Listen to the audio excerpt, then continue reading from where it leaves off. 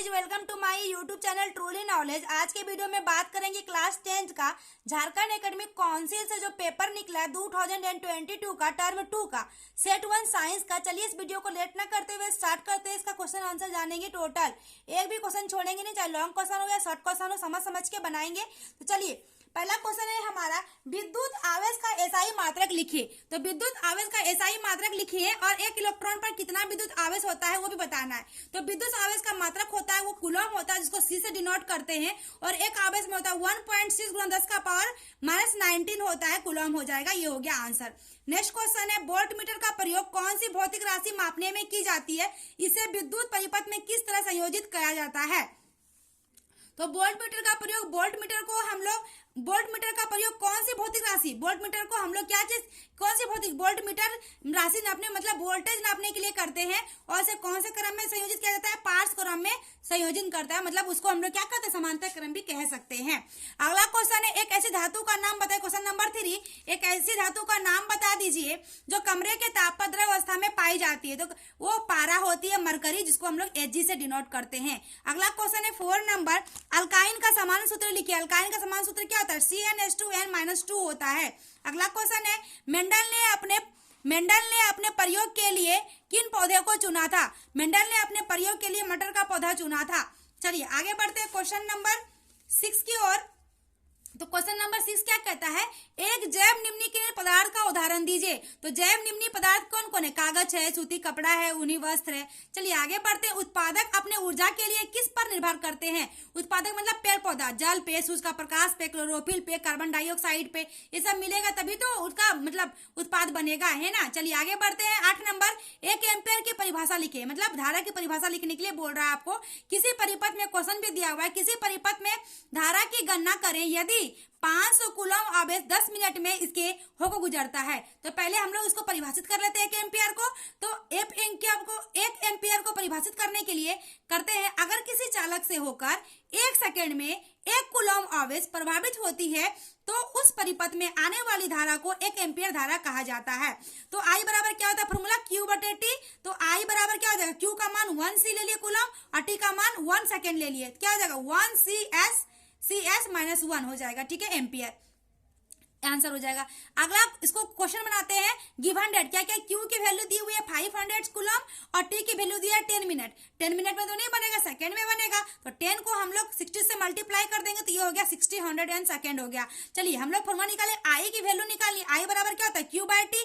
Q की value 500, T की value 600। 500/600 2 0 2 0 cancel, 5/6। 5/6 की वैल्यू मतलब 0.83 एम्पियर हो गई आंसर, ठीक है। ये हो गया 8 नंबर क्वेश्चन। चलिए आगे बढ़ते हैं 9 नंबर क्वेश्चन की ओर। तो 9 नंबर क्वेश्चन क्या कहता है हमारा? किसी तार का प्रतिरोध उसके अनुप्रस्थ काट के क्षेत्रफल में परिवर्तन के साथ किस प्रकार परावर्तित होती है?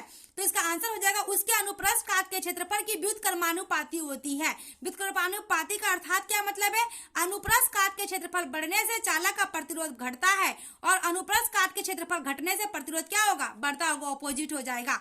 अगला क्वेश्चन है 9 नंबर का ही बी नंबर क्वेश्चन कहता है, किसी चालक का प्रतिरोध किन कारकों पर निर्भर करता है? तो किसी चालक का प्रतिरोध चालक की लंबाई पर, चालक की मोटाई पर, चालक के पदार्थ की प्रकृति पर निर्भर करता है। अगला क्वेश्चन है, विद्युत तोष्टरों तथा विद्युत स्त्रियों के तापन अवयव शुद्ध धातु के न बनाकर किसी मिश्र धातु के क्यों बनाए जाते हैं? तो इसका आंसर हो जाएगा मिश्र धातु के इसलिए बनाए जाते हैं क्योंकि धातुओं की प्रतिरोधकता उसकी अवयवी धातुओं से अधिक होती है। जब इन मिश्र धातुओं से होकर विद्युत धारा प्रभावित होती है तो यह क्या हो जाती है? गर्म हो जाती है, इसलिए इसको बनाते हैं।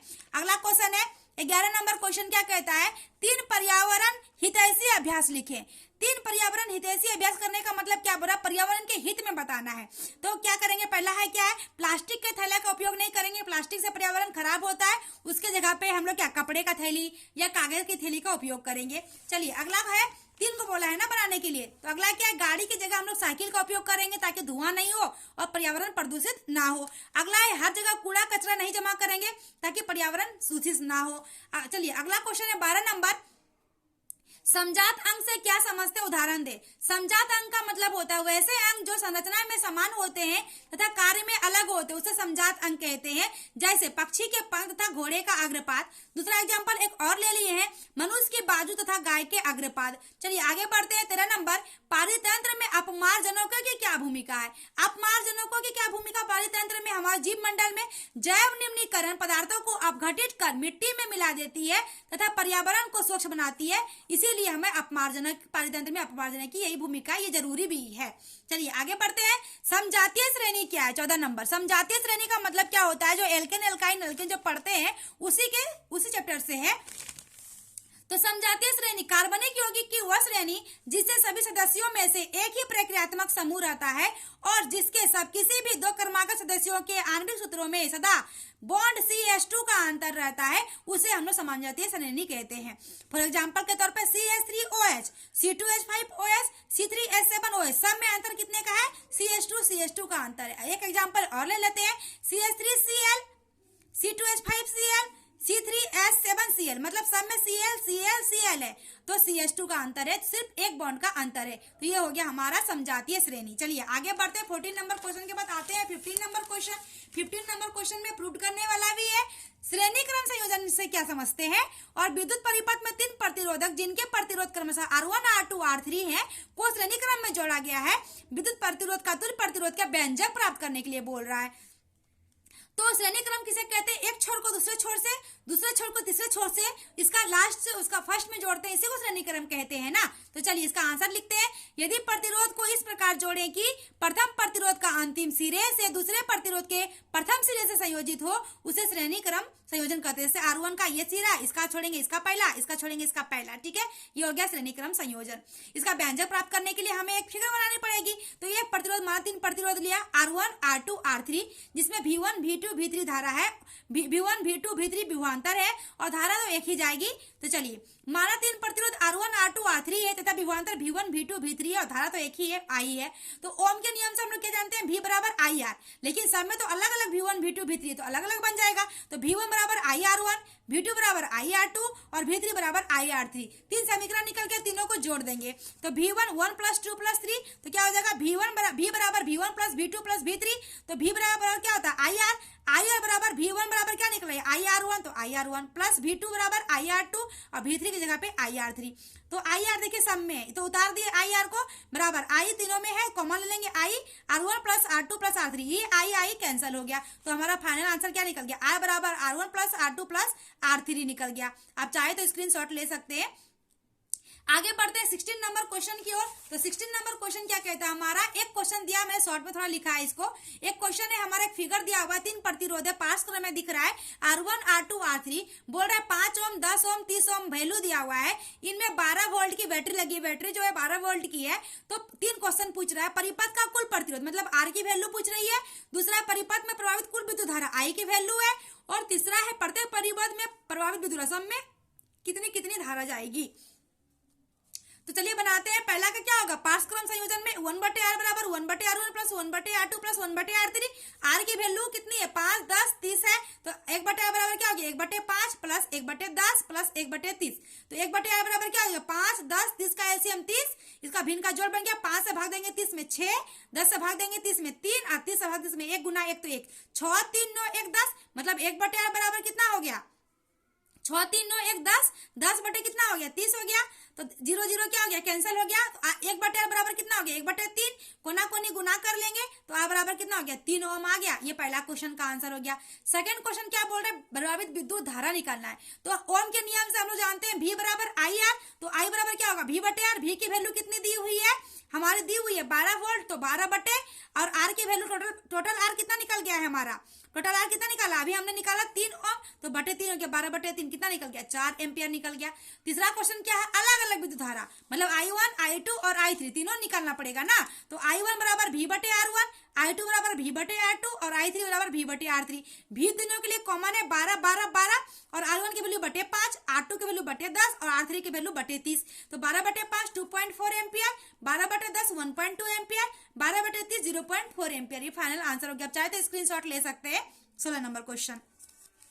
आगे बढ़ते हैं 17 नंबर क्वेश्चन की ओर। तो 17 नंबर क्वेश्चन हमारा क्या कहता है, चलिए धातु और धातु में अंतर पूछा है, लेकिन किसके आधार पर, रासायनिक गुणधर्म के आधार पर। तो चलिए दो कम से कम लिख देते हैं। तो धातु एक साइड लिखा हमने, एक परत, और धातु लिखा। तो धातु इलेक्ट्रॉन के का त्याग करके धन आयन बनाते हैं, पहला आंसर हो जाएगा अंतर। और धातु इलेक्ट्रॉन का ग्रहण करके ऋण आयन बनाते हैं, इलेक्ट्रॉन ग्रहण करके। दूसरा अंतर है, धातु अम्ल के साथ अभिक्रिया करके लवण तथा हाइड्रोजन गैस निकालती है, और वो धातु तो अम्ल के साथ अभिक्रिया ही नहीं करती है। ये हो गया, कम से कम दो तो आपको लिखना ही पड़ता है। चलिए आगे बढ़ते हैं। 18 नंबर क्वेश्चन की पोषी स्तर क्या है, एक आहार श्रृंखला का उदाहरण दीजिए तथा इसमें विभिन्न पोषी स्तर बताइए। ठीक है, तो चलिए आगे बढ़ते हैं। क्वेश्चन का आंसर लिखने के लिए पोषी स्तर क्या कहता है, किसी आहार श्रृंखला में विभिन्न चरण होते हैं। ठीक है, इसके प्रत्येक चरण को पोषी स्तर कहते हैं। जैसे घास को कौन खाएगा, बकरी, बकरी कौन खाएगा, बाघ। तो घास पहला पोषी स्तर है, बकरी दूसरा पोषी स्तर है, और बाघ तीसरा पोषी स्तर। यही हमारा पोषी स्तर है।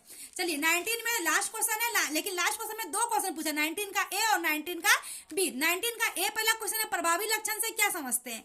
तो प्रभावी लक्षण मतलब जो हमारा वंशानुगत पीढ़ी दर पीढ़ी जो लक्षण आ रहे हैं, दादा का गुण बेटा में, पापा गुण उनके बेटा में, तो माता पिता के वंशानुगत लक्षण जो संतान में दिखाई देते हैं, इसके प्रभावी लक्षण कहते हैं। जैसे मेंडल के प्रयोग, मेंडल मटर का पौधा किया था ना, मेंडल के प्रयोग में लंबा पौधा टी लक्षण प्रभाव लक्षण है, अगली पीढ़ी में F1 दिखाई देता है। उससे क्या फर्क पड़ता है, कुछ नहीं है ना, पीढ़ी तो आ ही गया।